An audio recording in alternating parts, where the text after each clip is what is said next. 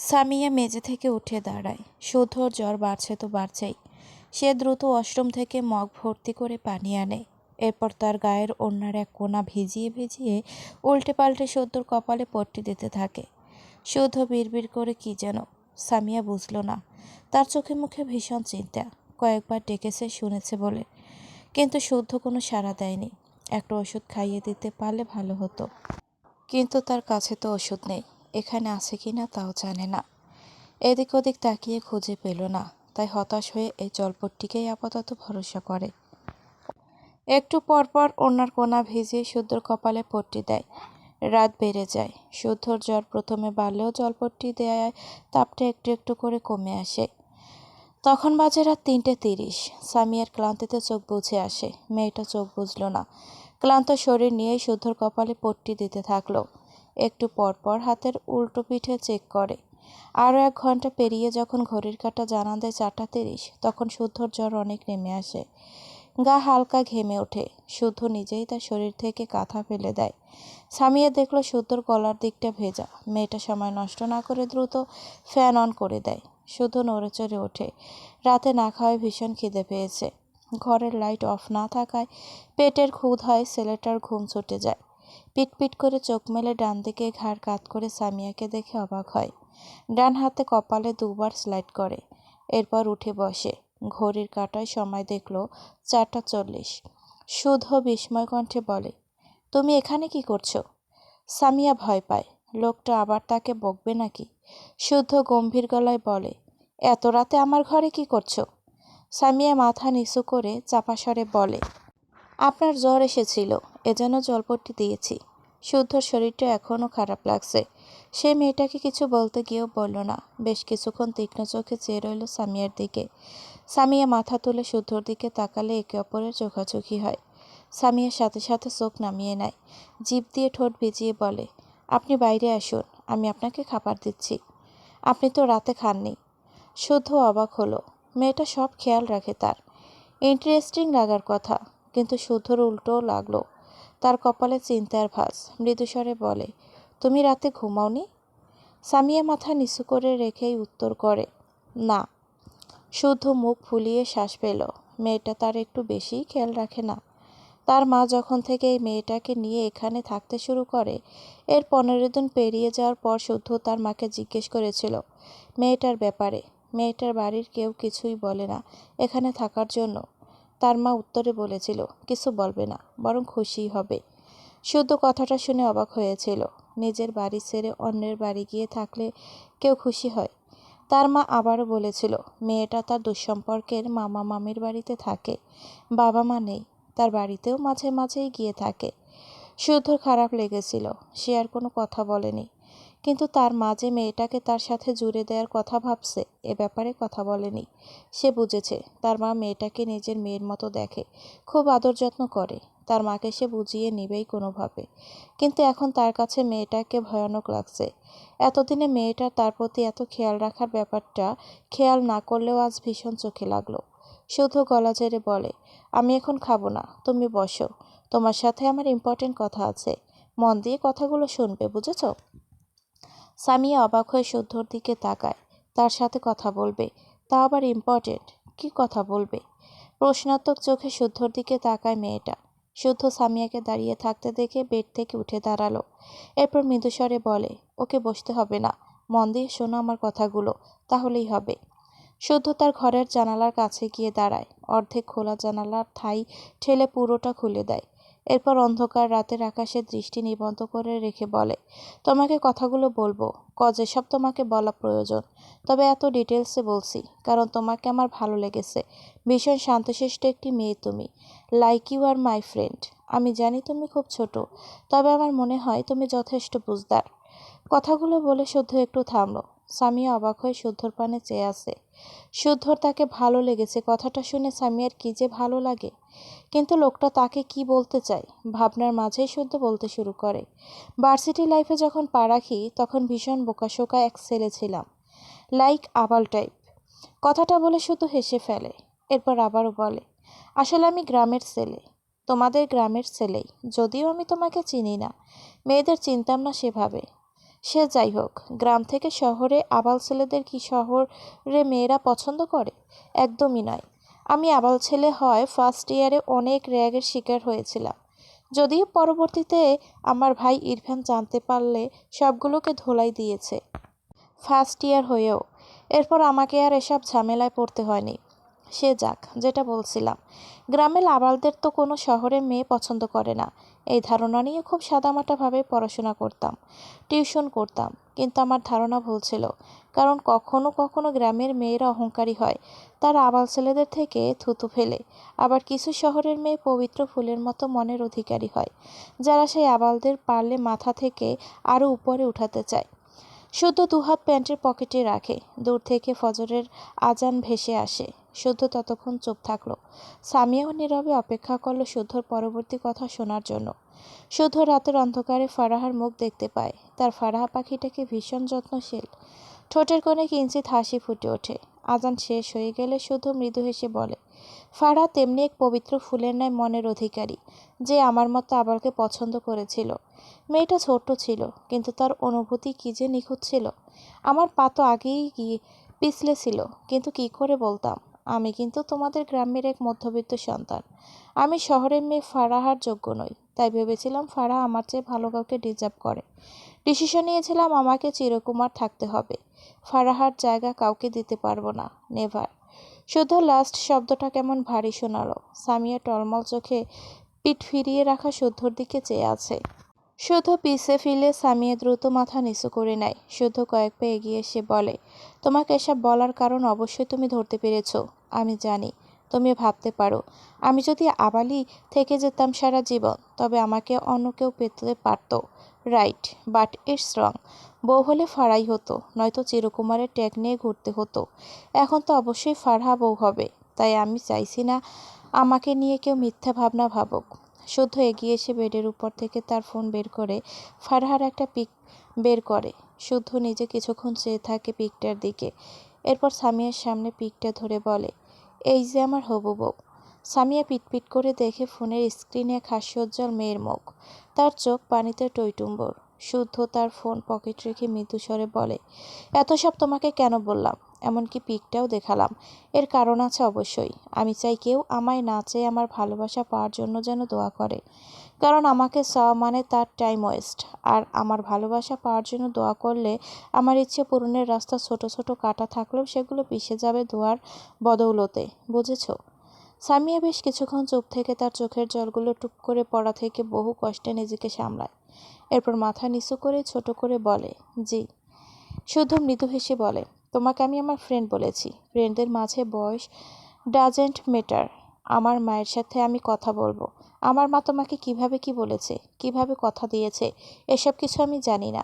আমার মনে হলো আমার মায়ের চেয়ে তুমি বেশি কষ্ট পেতে পারো, তাই আগে তোমার সাথে ক্লিয়ার করে নিলাম। আমার মা আমার মতামত না নিয়ে তোমাকে কথা দিয়েছে, তার জন্য I am really very very sorry. Samia চুপ থাকে। শুধু আবারও বলে, তোমার নামটা যেন কি? সামিয়া ডোক গিলে ছোট্ট করে বলে, জি, সামিয়া। ওহ, ওকে, নাইস নেম। তুমি এবার যেতে পারো। আমার কোনো কাজে আর হাত লাগাবে না। আমার না হওয়া বউ ভয়ঙ্কর রকম ভালো, বুঝলে? আমার কপালে কোনো মেয়ে হাত দিয়েছে জানলে বটি দিয়ে কপাল ভাগ করে দিবে। যদিও কাজটা ভয়ঙ্কর, কিন্তু ব্যাপারটা ভীষণ ইন্টারেস্টিং। একটু থেমে বলে, আচ্ছা সব বাদ দাও। তোমার কীরকম ছেলে পছন্দ আমাকে একটা লিস্ট দিও। আমি এক উইকের মাঝে ফার্স্ট ক্লাস ছেলে খুঁজে এনে তোমার বিয়ের ব্যবস্থা করব। সামিয়া ভেজা চোখে মলিন হাসল। সে তো এই মানুষটাকেই চায়। বলতে ইচ্ছে করলো, আমি তো আপনাকে চাই সাহেব, কিন্তু মনের কথা মুখে উচ্চারণ করার সাহস পেল না। শুধু হেসে বলে, আমার মতো কাউকে চাইলে দিনরাত কাঁদতে হবে। তুমি শান্তশিষ্ট মেয়ে, তোমার এত কাঁদলে হবে না। আমি তোমাকে এক ভদ্র ছেলে এনে দিবনে, নো টেনশন। শুদ্ধর চোখে পড়ে সামিয়ার হাতের আংটি। জিজ্ঞেস করতে গিয়েও করে না। মেয়েটা বিব্রত বোধ করবে। এর সেই ব্যাপারে তার মায়ের সাথে কথা বললে বেটার হবে। এরপর শুদ্ধ সামিয়ার পাশ কেটে তার ঘর থেকে বেরিয়ে যেতে যেতে বলে, আমি আবারও খুব সরি তোমার সাথে এ ব্যাপারে লেট করে আলোচনা করার জন্য। আর আমার মায়ের তোমাকে কথা দেওয়ার জন্য আরও বেশি বেশি সরি। শুদ্ধ তার ঘর থেকে বাইরে বেরিয়ে গেলে সামিয়ার চোখে জমানো এতক্ষণের অশ্রু গাল বেয়ে গড়িয়ে পড়ে। তার জীবনটা কেমন যেন ডান হাতে চোখের পানি মুছে চুপচাপ শুদ্ধর ঘর থেকে বেরিয়ে নিজের ঘরের দিকে যেতে যেতে মলিন হেসে বিড়বিড় করে, আপনাকে পেতে সৌভাগ্য নিয়ে জন্মাতে হতো সাহেব, কিন্তু আমি যে অভাগী। শুদ্ধ ডাইনিং টেবিলের ফলের ঝুড়ি থেকে একটি আপেল কামড়ে কামড়ে খাচ্ছিল। সামিয়াকে তীক্ষ্ণ চোখে দেখল। তার মায়ের উপর রাগ হলো। তার মা এরকম একটা বোকামি কেন করলো? সে তো অসুস্থ নয়, একদম সুস্থ, প্রাপ্তবয়স্ক। তার মতামত না নিয়ে এরকম একটা কাজ করার কি এই মেয়েটা কষ্ট পাচ্ছে? সে কিছু একটা ভেবে হাসলো। শুদ্ধ ভার্সিটি যাওয়ার জন্য বাড়ি থেকে বেরিয়েছে।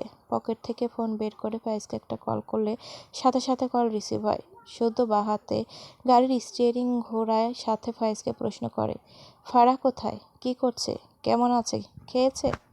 ওপাশ ফাইজ বিরক্ত মুখে চোখ বুজে আছে, চোখের উপর ডান হাত রাখা। শুদ্ধর কথার উত্তর না করে ডান হাত বাড়িয়ে বেডের অপর পাশে হাত দিয়ে ইনায়াকে খুঁজে।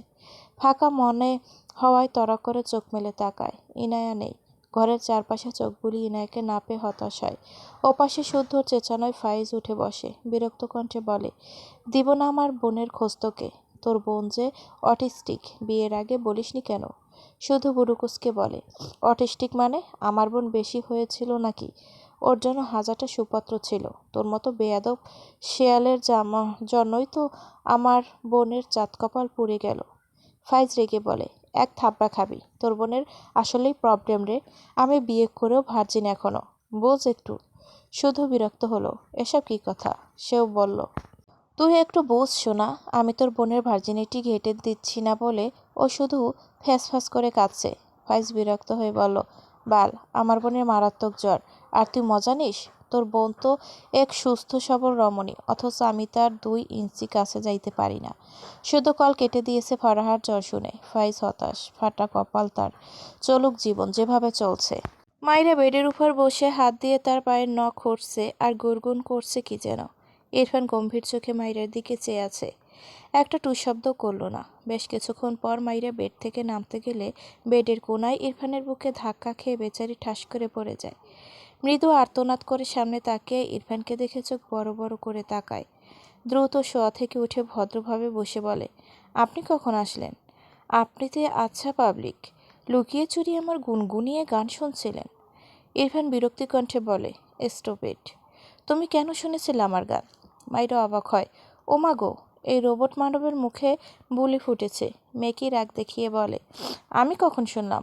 আপনিই তো নাচতে নাচতে এসে আমাকে শোনালেন।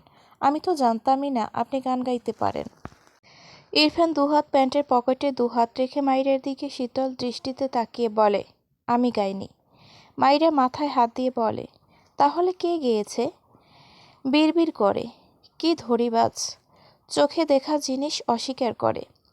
ইরফান ডান হাতের 2 আঙুলের সাহায্যে মাইরার কপালে একটা টোকা দিয়ে ঠান্ডা গলায় বলে, আমি গিয়েছি, but completely unwillingly. You control me just like a stupid girl. কথাটা বলে ইরফান ওয়াশরুমের দিকে যায়। মাইরা বোকা চোখে চেয়ে বলে, কন্ট্রোল করার জন্য রিমোট লাগে? আপনি কিনে দিয়েছেন আমাকে সেই রিমোট? ইরফান ঠোঁট বাঁকিয়ে একটু হাসল, বিড়বিড় করে, স্টুপিড লিটল গার্ল। কথাটা বলে ইরফান তার গতিপথ ঘুরিয়ে মাইরার কাছে এসে মাইরাকে কোলে তুলে নেয়। মাইরা চেঁচিয়ে ওঠে, আরে কি করছেন? ইরফান কিছুই বলল না। ওয়াশরুমে নিয়ে গিয়ে মাইরাকে শাওয়ারের নিচে দাঁড় করিয়ে দেয়। মাইরা বুঝতে পারে তাকে গোসল করতে বলবে। ইরফান কিছু বলার আগেই সে বলে, আমি এখন গোসল করব না, আমার ঠান্ডা লাগছে, এখন তো সকাল, কলেজ থেকে এসে করব, সরুন।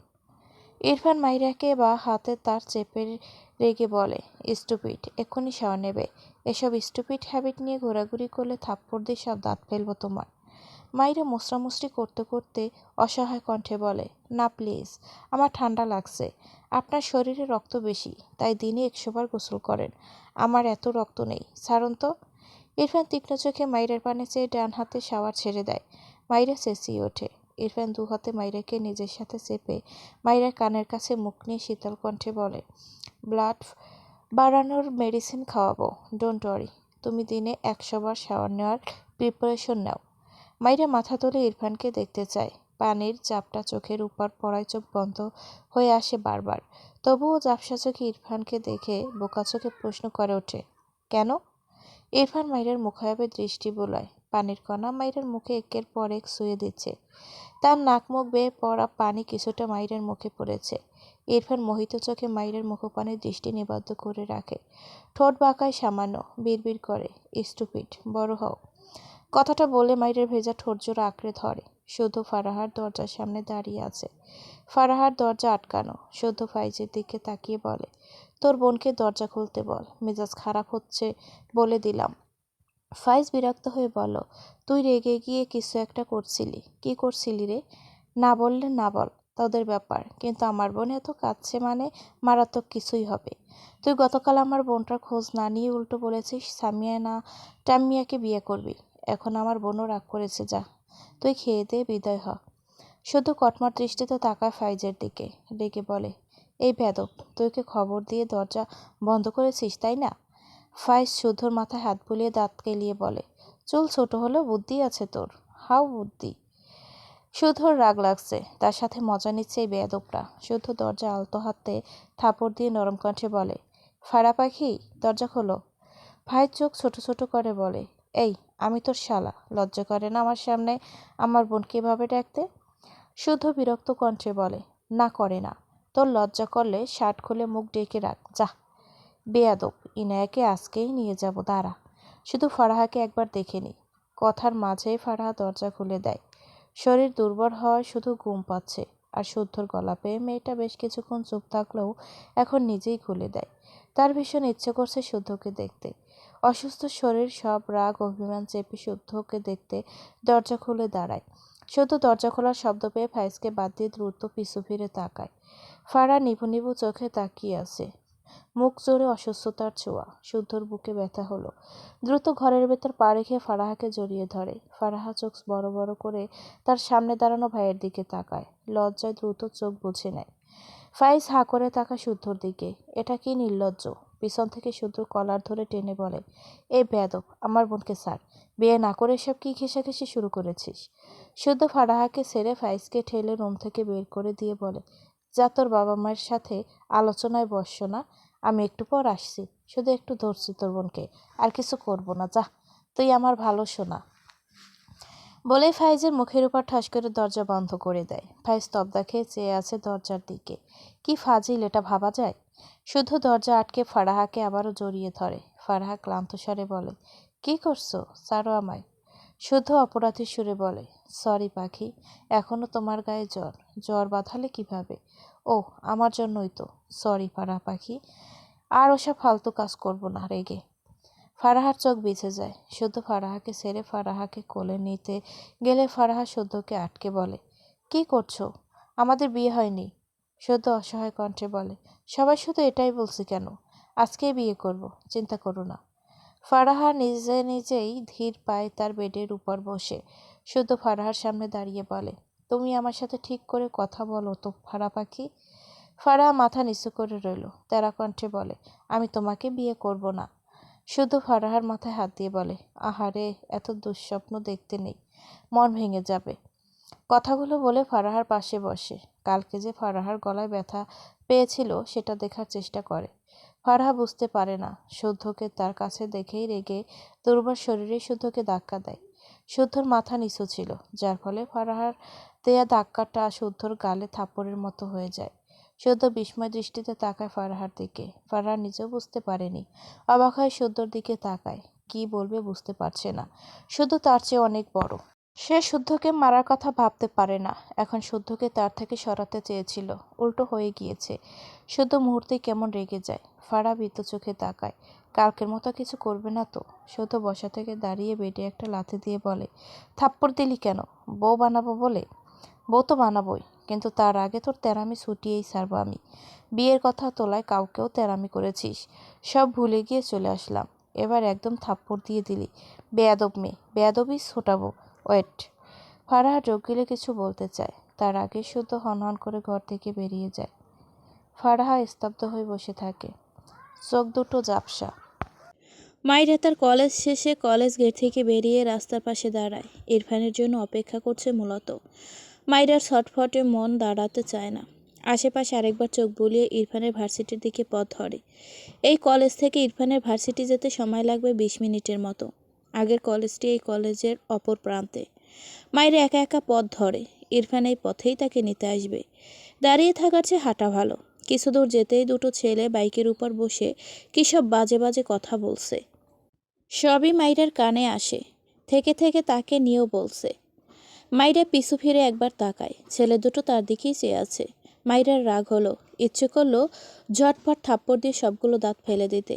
ভাবনাটা ভেবে উল্টো ঘুরে নিজের মাথায় একটা চাটি মারল। ধ্যাৎ, ওই ইরফানের থেকে সেও এখন অন্যদের থাপ্পড় দিয়ে দাঁত ফেলতে চাইছে। আবারও কয়েক পা এগোলে ছেলেগুলো বেয়াদবি মার্কা কথা শুনে মাইরা দাঁড়িয়ে পড়ে। তার পায়ে থাকা জুতো দুটোর দিকে তাকায়। সামান্য নিচু হয়ে পায়ের জুতো দুটো খুলে হাতে নেয়। এরপর ঘাড় বাঁকিয়ে ছেলে দুটোকে দেখলো তারা সিগারেট ফুঁকছে আর বাজে বাজে কথা বলছে। মাইরার কি যে রাগ হলো। গ্রাম হলে তো এদের হাত পা ভেঙে দিত। শহর বলে একটু একটু ভয় পাচ্ছে, তবে দূর থেকে অ্যাকশন নেবে। ভাবনা অনুযায়ী খুব সূক্ষ্ম চোখে নিশানা অনুযায়ী হাতের দুটো জুতো ছেলে দুটোর দিকে ছুঁড়ে মারে। জায়গা মতোই লেগেছে, একদম ছেলে দুটো নাক বরাবর।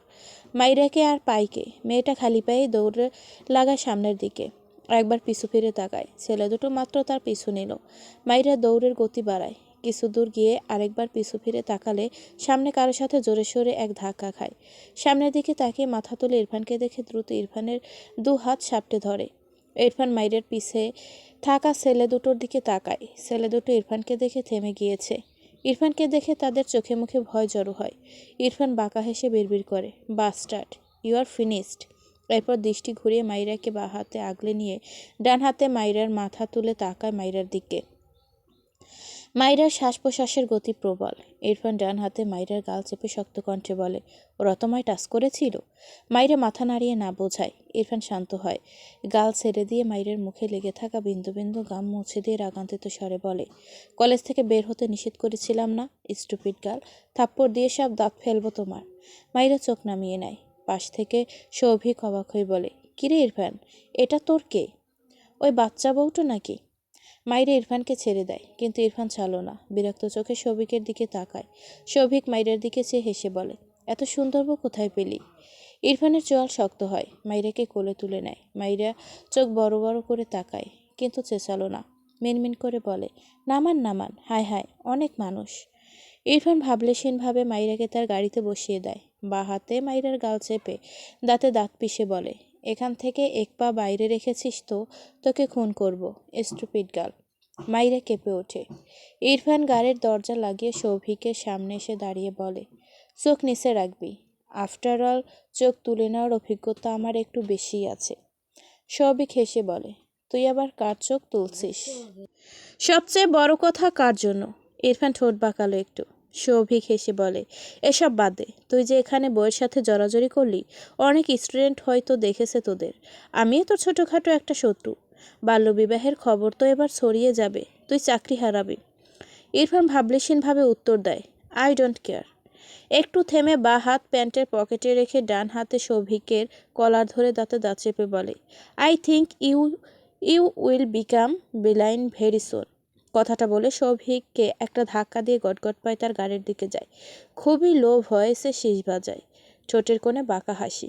ইরফান খুব লো ভয়েসে শীষ বাজাতে বাজাতে মাইরার পাশের ড্রাইভিং সিটে এসে বসে। মাইরা পানির পর থেকে পানি খাচ্ছিল। হঠাৎ ইরফানের শীষ কানে আসতে বেচারি ইরফানের দিকে চেয়ে কেসে ওঠে। ইরফান নিজেকে স্বাভাবিক করে ঘাড় বাঁকিয়ে মাইরার দিকে তাকায়। মাইরার মুখে পানি ছিল। কেসে ওঠায় মুখ থেকে পানি ছিটকে ইরফানের মুখে গিয়ে পড়ে। মাইরা চোখ বড় বড় করে তাকায়, ডান হাতে মুখ চেপে ধরে। হায় আল্লাহ, এই লোকটার সাথে শুধু অঘটন ঘটতে হয়। এমনিতেই কেমন রেগেছিল, দাঁত ফেলার বদলে খুন করতে চেয়েছে। এখন তাকে কি করবে? ইরফান রেগে বলে, স্টুপিড গার্ল, বড় হবে না তুমি? মাইরা অসহায় মুখ করে তাকায়। সে তো বড়ই। ভুল করে কিছু হয়ে গেলেও এই লোক তাকে শুধু বলতে থাকে, বড় হবে না, বড় হবে না। ইনোসেন্ট ফেস বানিয়ে বলে, আমি বড় হয়েছি, আপনি চশমা কিনুন। এত বড় আমিকে শুধু ছোট দেখেন। ইরফান ডান হাতে তার মুখে লেগে থাকা পানির কণা মুছে নেয়। মাইরার দিকে তীক্ষ্ণ চোখে চেয়ে বলে, আর ইউ শিওর? মাইরা মাথা উপর নিচ করে হ্যাসূচক সম্মতি দেয়।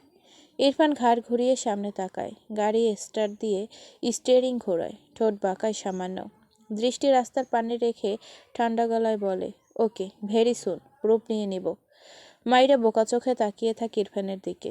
হাতে থাকা পানির পট থেকে আরও কিছুটা পানি খেয়ে নেয়। এরপর পানির পটটি ব্যাগে রেখে দুপা সিটের উপর তুলে বসে, পায়ের মোজো খুলে সিটে মাথা এলিয়ে শান্ত চোখ বুজে নেয়। একটু পর কিছু একটা ভাবতে তড়া করে চোখ মেলে ইরফানের দিকে তাকায়। ইরফানকে একা একা কথা বলতে শুনে মাইরা চোখ ছোট ছোট করে তাকায়। কানে ফোন নেই, দুহাতে গাড়ির স্টিয়ারিং ঘোরাচ্ছে। তাহলে একা একা কার সাথে কথা বলছে? ভাবনা অনুযায়ী মাইরা একটু এগিয়ে গিয়ে ইরফানের মুখের সামনে তার মুখ নিয়ে গিয়ে দেখার চেষ্টা করে ইরফান কি করছে। বেচারি সঠিকভাবে কিছু করতে তো পারে না। ঠাস করে ইরফানের কোলের উপর মুখ থুবড়ে পড়ে যায়।